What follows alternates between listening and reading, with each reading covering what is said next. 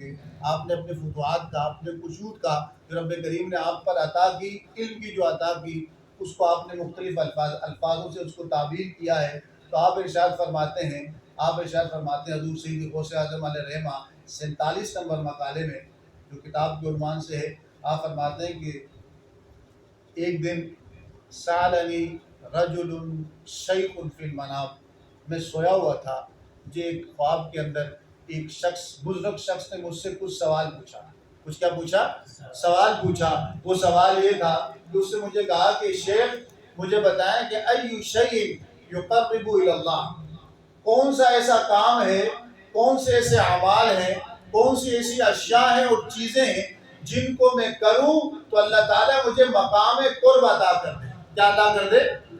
مقام قرب عطا کر دے۔ یہ قرب فکری بھی ہوتا ہے، یہ قرب روحانی بھی ہوتا ہے، یہ قرب جسمانی بھی ہوتا ہے۔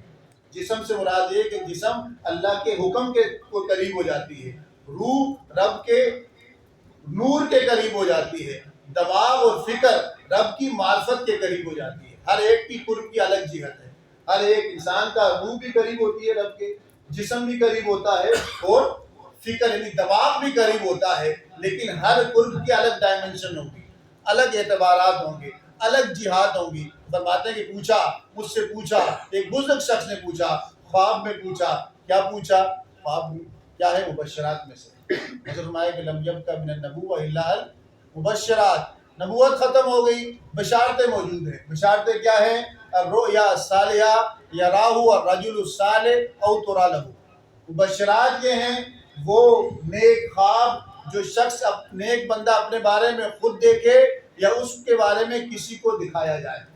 حضور سید غوث اعظم علیہ رحمہ اسی مبشرات کی بات کر رہے ہیں۔ کہا کہ اس شخص نے مجھ سے پوچھا، شیخ فرمائیں کون سی چیز مجھے اللہ کے قریب کر دے گی، کون سی بات مجھے اللہ کے قریب کر دے گی؟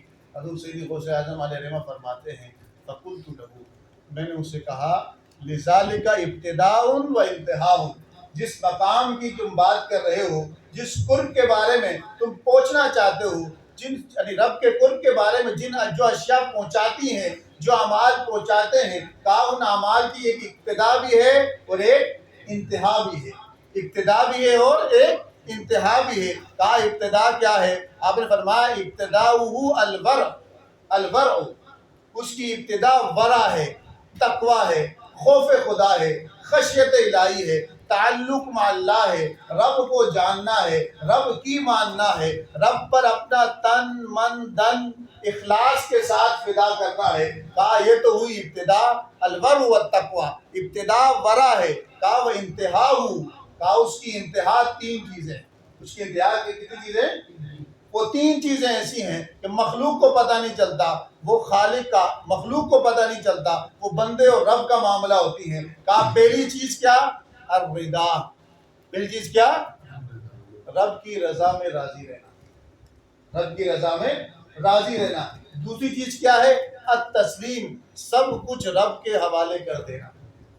انسان اپنی فکر کو، یعنی عقیدہ، اپنے عمل کو، اپنے جو کچھ بھی اس کے پاس ہے، جو کچھ بھی قوت ارادہ اس کے پاس ہے، کہا رضا، انتہا اس کی کیا ہے؟ کہ جب تو مقام رضا پا جائے، انتہا اس کی کیا ہے؟ وہ تسلیم، جب سب کچھ تو رب کے حضور سپرد کر دے۔ قل ان صلاتی و نسکی و محیای و مماتی للہ رب العالمین، جینا مرنا، نماز، قربانی، رب ساری تیری ہی، اس مقام پہ پہنچ جائے۔ تو کہا کہ تیسرا منزل کیا ہے اس کی انتہا کی؟ التوکل، اعتماد، رب پہ اعتماد پیدا ہو جائے، رضا، تسلیم اور توکل۔ آپ فرماتے ہیں قرب الہی پانا چاہتا ہے، پہلی منزل الذین آمنوا وکانوا یتقون ہے، تقوی اختیار کر، ورع اختیار کر، احتیاط والی زندگی گزار، شریعت کو جان، اس پر عمل کرنے کی کوشش کر، نفس کشی کر، غفلت کو چھوڑ، ذاکر بن جا، گناہ کو چھوڑ،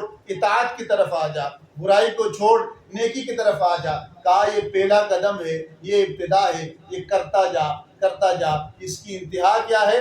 الرضا، مقام رضا پر فائز ہو جائے گا۔ رضی اللہ عنہم ورضوا عنہ، اللہ ان سے راضی ہو جائے گا، وہ اللہ سے راضی ہو جائیں گے۔ مقام تسلیم پا جائے گا، قل ان صلاتی و نسکی و محیایا و مماتی للہ رب العالمین، اس مقام پہ پہنچ جائے گا۔ تیسرا مقام مقام توکل اسے عطا ہوگا، ان اللہ یحب المتوکلین، وہ اللہ کے محبوب ہوتے ہیں، توکل کرنے والے اللہ تعالیٰ کے محبوب ہوتے ہیں۔ آپ فرماتے ہیں کہ مجھ سے یہ سوال ہوا